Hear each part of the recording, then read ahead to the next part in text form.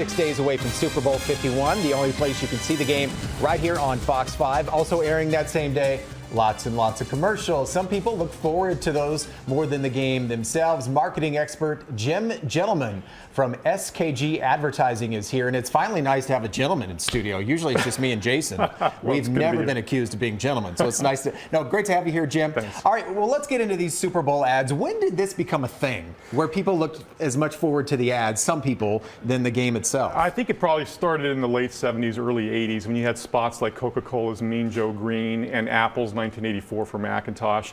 I think before that, maybe it wasn't expected, but those spots became iconic and really kind of just really changed the way people viewed the Super Bowl and the advertising. And ever since then, it's kind of been a race to be the best. Now, you work in advertising, so you kind of understand the pressure that these folks are under who produce and create these ads. Yeah. You know, they're very expensive, but Yep. you've got a huge audience. What goes into making one of these ads? Well, a lot of money, number one. Right. The spot itself to get in the game is about $5 million to $5.5 million for a 30-second spot. And then on top of that, you have to produce these spots, and typically they're upwards of $1 million plus. So you have to have the money and then a great idea, because you have over 115 million people watching the game in the U.S., so there's a lot of pressure.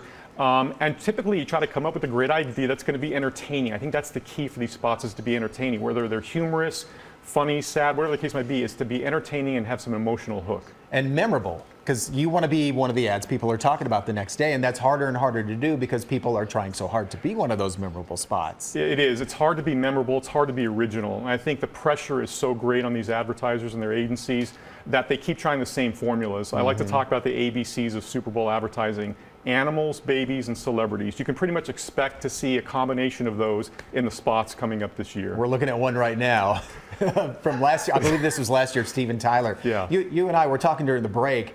I think Super Bowl ads, you know, they used to be fun and clever. I think most of them are lame now. I think they try too hard to be funny. Yeah, well, it's very difficult to be original. It's very difficult to be memorable. And I think you think about the great spots of all time, the Mean Joe Greens, the Budweiser Frogs, the Darth Vader Volkswagen, spots. They had a great idea. They were true to their brand, and they were original. And I think that is very difficult because the pressure is so great. These spots need to work because you're spending upwards of $5 to $10 million to produce them and to air them. And let's say you do hit a home run. You're the Volkswagen, the Darth Vader kid. What can that mean for a company if you are one of those ads that people are talking about the next morning? Well, ultimately, the goal is to sell more products. So what these brands typically look for is an increase in awareness, number one. But number two is, are they selling more product? Has their favorability increased?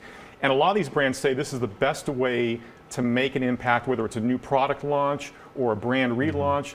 The Super Bowl, because you're talking to so many people, and people are watching the spots. I mean, what television show today is on the air that people actually care about the advertising? There's really only maybe one or two. It might be the Super Bowl, maybe the Academy Awards. Right. So this is the Hall of Fame, if you will, when it comes to advertising. All right, Jim Gentleman, thank you for your knowledge. Thanks, Dave. You'll be watching the ads with a different eye than most of us, for sure. I will. All right, before we get to the big game, a reminder, we have two games this weekend right here on Fox 5, the Seahawks and Falcons Saturday. That game kicks off at 1:35, and then this will be the big one this weekend.